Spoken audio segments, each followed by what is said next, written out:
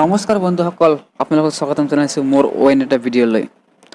আজি আমি কথা পাতিম বন্ধুসকল NRCত যিসকলৰ নাম আহিছে সেইসকলৰ নামত ষ্টেটাছ, ৰিজেক্ট আৰু একচেপ্ট এইটো কি, এইটোৰ বিষয়ে জানিব বিচাৰিছোঁ। এইটো আচলতে ৰিজেক্ট আৰু একচেপ্ট বুলি কি বুজাইছে সেইটোকে বুজিবলৈ আজি আমি এই ভিডিঅ'টো বনাম। ভিডিঅ'টো আৰম্ভ কৰাৰ আগতে আপোনালোকলৈ মই সৰু এটা ৰিকুৱেষ্ট, যদি আপোনালোকে মোৰ ইউটিউব চেনেলত নতুন আহিছে তেনেহ'লে এই চেনেলটো ছাবস্ক্ৰাইব কৰিব, লগতে থকা বেল আইকনটো ক্লিক কৰিব।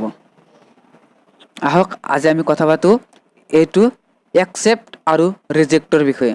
কি কৈছে একচেপ্ট আৰু ৰিজেক্টক কি বুলি বুজাইছে। এতিয়া NRC ফালৰ পৰা এটা নটিচ দিছে, হ'ল example of checking your name in final NRC। Suppose in a family with 5 members, মানে ধৰা হ'ল আপোনালোকৰ মেম্বাৰত পাঁচজন মানুহৰ নাম আছে।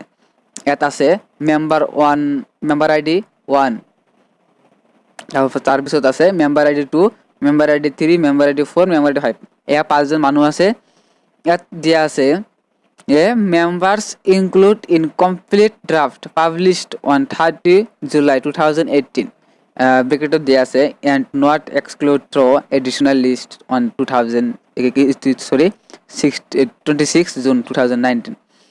মানে মেম্বাৰ যিসকলে 2018 চনৰ যিটো 30 জুলাই যিটো NRC ওলাইছিল তাত নাম আছে কিন্তু 26 জুনত 2019 জুনত নাম 26 জুনত যিটো ড্ৰাফ্ট ওলাইছিল সেইটো ড্ৰাফ্টত নাম নাই।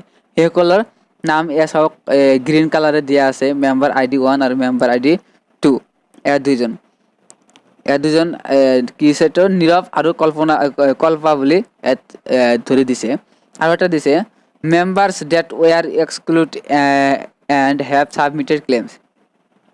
আৰু যিসকলৰ নামৰ বাবে তাৰমানে নাম আহিছিল 30 জুলাই 2018 চনৰ নাম আহিছিল কিন্তু সেইসকলৰ বিৰুদ্ধে ক্লেইম কৰা হৈছিল। সেই ক্লেইম কৰাৰ ভিতৰত ইয়াত 3জনৰ নাম ক্লেইম কৰিছিল। এয়া হ'ল মেম্বাৰ ID 3, মেম্বাৰ ID 4 আৰু মেম্বাৰ ID 5। এতিয়া কথা হ'ল member ID 3, member ID 4, member ID 5 এইসকলৰ কি হ'ব, এইটো আপোনালোকৰ আজিৰ যিটো 31 আগষ্টত যিটো লিষ্ট ওলাইছে এইটোত ষ্টেটাছটো কি হ'ব, ষ্টেটাছটো ৰিজেক্ট আৰু একচেপ্ট বুলি কি হ'ব।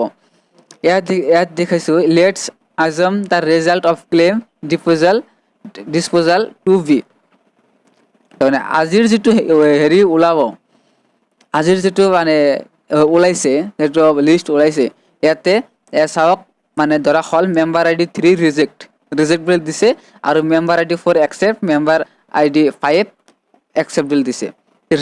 ৰিজেক্ট হ'লে কি হ'ব এয়া চাওক, দিছে মানে ওপৰৰ দুজনৰ নামটো আহিছে আগতে, সেইকাৰণে আজিৰ লিষ্টত এইসকলৰ নাম নাহে, কেৱল এই 3জনৰ নাম আহে। মেম্বাৰ ID 3, মেম্বাৰ ID 4 আৰু মেম্বাৰ ID 5ৰ নাম ইয়াত আহিছে। ইয়াত অহাৰ পিছত father's name, mothers name, suppose name এইবিলাক আহিছে আৰু লাষ্টত আহিছে ষ্টেটাছটোত কি বুজাব এয়া চাওক। ষ্টেটাছত ইয়াত মেম্বাৰ ID 3 ৰিজেক্ট বুলি বুজাইছে আৰু মেম্বাৰ 4 একচেপ্ট আৰু মেম্বাৰ 5 কি বুজাইছে, একচেপ্ট বুজাইছে। কাৰণ এই একচেপ্ট আৰু ৰিজেক্টৰ মূল কাৰণ হৈছে একচেপ্টসকলৰ নাম ইতিমধ্যে পাই গৈছে আৰু ৰিজেক্টসকলৰ নামটো অহা নাই। তাৰমানে সেইসকলে এই লিষ্টৰ পৰা বাদ পৰি গৈছে। যিসকলৰ ষ্টেটাছ তলত দিয়া আছে, যিহেতু ষ্টেটাছ ৰিজেক্ট বুলি দিয়া আছে, সেইসকলৰ মানে নামটো এইটো লিষ্টৰ পৰা বাদ পৰিছে। হতাশ হ'ব নালাগে, যিসকলৰ ষ্টেটাছ ৰিজেক্ট বুলি আহিছে সেইসকলক হতাশ হ'ব নালাগে। সেইসকলে ইয়াৰ পিছত আছাম ট্ৰিবিউনেল ফৰেইনাৰ এটা আছে, তাত আপোনালোকে ক্লেইম কৰিব পাৰিব, তাত আপোনালোকে দাবী জনাব পাৰিব, তাৰ পৰা আপোনালোকে আকৌ সুবিধা পাব।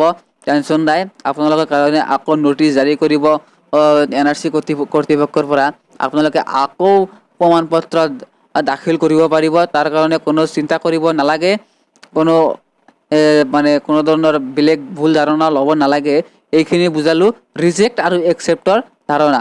ৰিজেক্টসকলে মানে এইটো লিষ্টত নাম অহা নাই, কিন্তু পৰৱৰ্তী আকৌ আপুনি কৰিব পাৰিব আপুনি আকৌ আবেদন কৰিব পাৰিব ৰিজেক্ট হ'লে আৰু একচেপ্ট সকলৰ কৰিব নালাগে সেইসকলৰ নাম আহি গৈছে আৰু যিসকলৰ লিষ্টত নাম এইবাৰ অহা নাই কাৰণ 2018 চনত 30 জুলাইত আহিছিল সেইসকলতো চিন্তাই নাই সেইসকলে অলৰেডি এনআৰসি পাই গৈছে বুলি ধৰা হৈছে ধন্যবাদ আজিৰ ভিডিঅ' এইখিনিলৈকে যদি আপোনালোকে ভিডিঅ'টো চাই অলপ হ'লেও সহায় লাভ কৰিছে তেনেহ'লে মোৰ ভিডিঅ'টো লাইক কৰিব কমেন্ট কৰিব আৰু বন্ধু বান্ধৱীৰ লগত শ্বেয়াৰ কৰিব আৰু মোৰ চেনেলটো সাবস্ক্ৰাইব কৰিবলৈ নাপাহৰিব ধন্যবাদ